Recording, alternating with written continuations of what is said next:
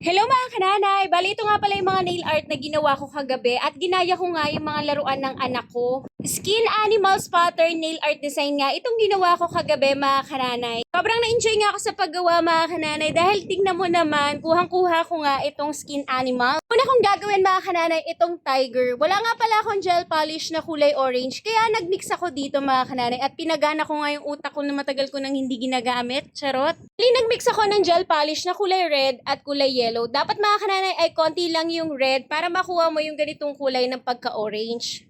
First coating at second coating yung ginawa ko dyan mga kananay. Tapos kinyear ko to ng 60 seconds. Tapos ngayon naman mga kananay ay naglining ako dito ng gel polish na kulay black. Bali ginaya ko lang yung nasa laruan mga kananay na pa-line-line na kulay black lang at para magmukha talaga siyang skin. Pagkatapos ay kinyear ko to 60 seconds at naglagay ng top coat.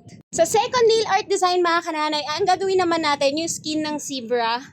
Madalanas yung gagamitin ko mga kananay at tapos kulay white. Bali first coating, second coating, tapos i-cure mo to sa UV lamp for 60 seconds. Gagamit ulit tayo dito ng gel polish na kulay black mga kananay. Bali ang ginawa kong linings dito ay pa letter Y at letter V.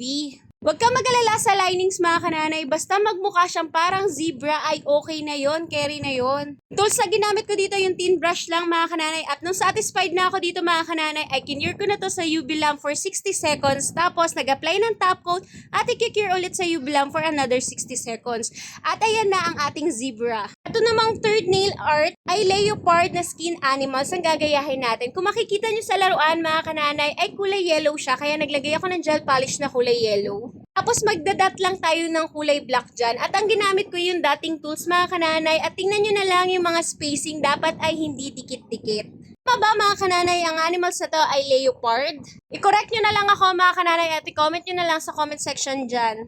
Lagyan mo lang mga kananay ng spacing yung pagdadat mo mga kananay. Pagkatapos ay cure mo na to sa UV lamp for another 60 seconds. Tapos huwag mong kalimutan palagi maglagay ng top coat.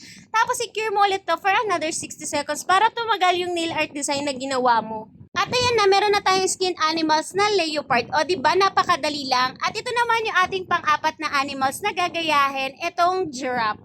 Yung base gel polish natin mga kananay ay kulay white. Wala nga rin pala akong color brown na ganyang kakulay. Kaya ako ay nagmix na naman ulit. Mix ako ng red, yellow, at blue mga kananay. At dahan-dahan lang mga kananay sa paglagay ng gel polish para hindi masyadong madami o di kaya masobrahan para makuha nyo yung ganitong kulay.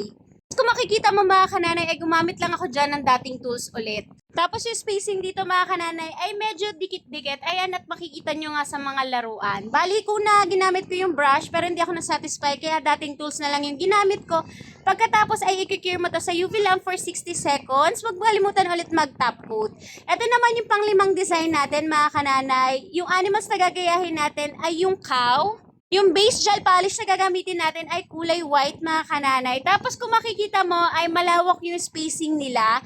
Kaya gumamit na lang ako ulit ng dating tools at nag-create ako dito ng parang balat-balat niya na kulay itim. Mga kananay, yung mga ginagamit ko na pang nail art design ay nasa comment section lang. Kaya kung gusto nyong bumili, i-click nyo lang yung link at mapupunta na kayo ng diretso sa mga pinagbilhan ko ng store na to. Lahat ng ginamit ko mga kananay ay mura lang dahil alam mo naman nagtitipid tayo. Pero guaranteed na magaganda yung mga gel polish na ginagamit ko. Itong Modelones at saka AS. So ito na nga yung 5 animals na ginaya ko mga kananay. Yung tiger, zebra, leopard at sigurado magugustuhan nyo rin to at mag-e-enjoy kayo sa pag-nail art sa bahay. At pangtanggal stress na rin to mga kananay na for sure ay magugustuhan nyo. Kung gustuhan nyo yung video ko mga kananay, huwag mo kalimutan mag-share.